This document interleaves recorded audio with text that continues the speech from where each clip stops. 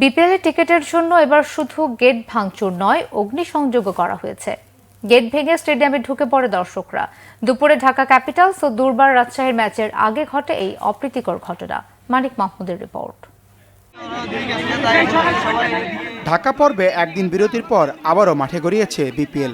দর্শকদের চাহিদার কথা বিবেচনা করে অনলাইনের পাশাপাশি বুথেও টিকিট বিক্রির ব্যবস্থা রেখেছে বিসিবি।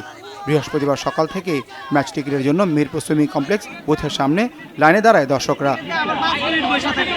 তবে 11:30টার দিকে দর্শকরা জানতে পারেন বুথে টিকিট নেই। ক্ষিপ্ত হয়ে ওঠেন তারা, ধাক্কায় থাকেন বাঁশের বেড়া।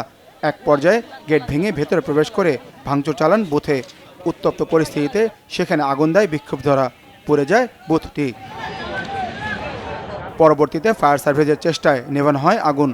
ঘটনাস্থলে অবস্থান নেয় আইনশৃঙ্খলা রক্ষাকারী বাহিনী। হোম অফ ক্রিকেটে বিপিএলের উদ্বোধনী দিনেও টিকিট সংকটে ক্ষুব্ধ দর্শকরা স্টেডিয়ামের মেইন গেট ভেঙে ফেলেছিল। আইনশৃঙ্খলা বাহিনী পরিস্থিতির নিয়ন্ত্রণ আনেন। এমন ঘটনার পরও টনক নড়েনি বিসিবির। আবারও টিকিট কাণ্ডে শুধু ভাঙচুর নয়, ঘটল অগ্নিসংযোগের ঘটনাও। বিপিএলে মাঠের খেলায় রান বন্যা হচ্ছে, দর্শকরাও পাচ্ছেন আনন্দ, কিন্তু টিকিট নিয়ে বিসিবির অব্যবস্থাপনায় হযবল অবস্থা টুর্নামেন্টের। মানিক মাহমুদ, বাংলা ভিশন, ঢাকা।